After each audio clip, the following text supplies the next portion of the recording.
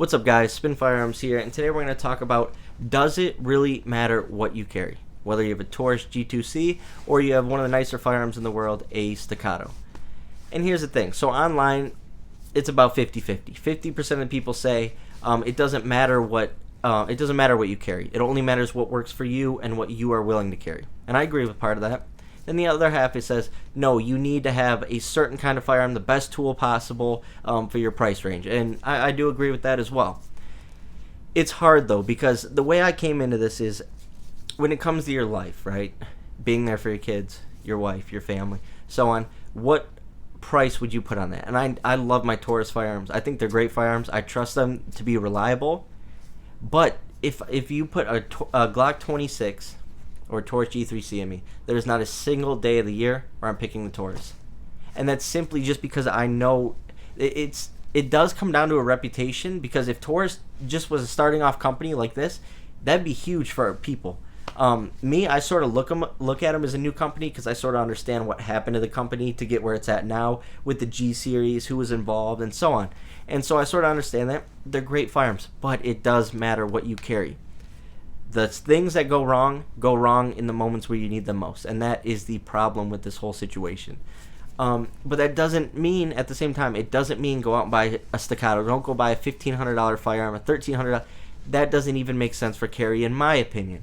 I think you need a workhorse. I think you need a CZ, a Smith & Wesson, a Glock, in between that $450. Let's go $450 to about $800 range. That is going to be your range where those firearms are workhorses. They're reliable. They're everyday firearms that people carry, and really, trust them. You know what I mean?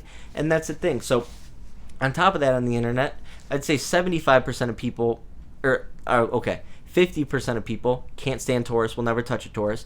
25% are right in the middle, like, I have a Taurus G3C, I like it, but I don't carry it.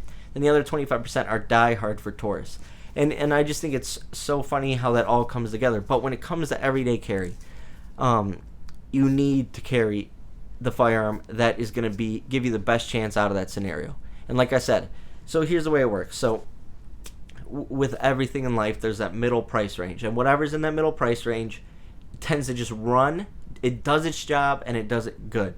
Where when you get up here into the specialty stuff, the more expensive stuff, once you have an issue, it's a rough issue to fix. It's more expensive. It's harder to get the parts, and so on. And on top of that, they have issues. They do so much to get these firearms put together and stuff that they even have issues at those levels. And on top of that, a lot of the firearms are designed not necessarily for carry. But anyways, we can go into that later.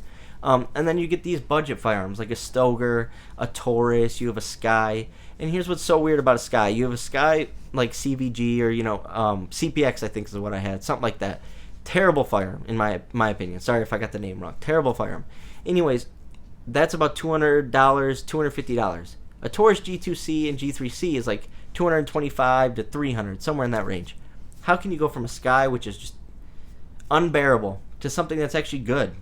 You know what I mean? And you're just a little off from each other. So that's why it just makes me nervous with Taurus firearms. You see something like Sky that's a similar price range, but just a billion times worse, and all these issues. I just feel like it's just almost one cut corner away from Taurus just having the same issues, and it would happen that one day you run into a self-defense encounter. But that's just my opinion. Anyways, thanks for watching.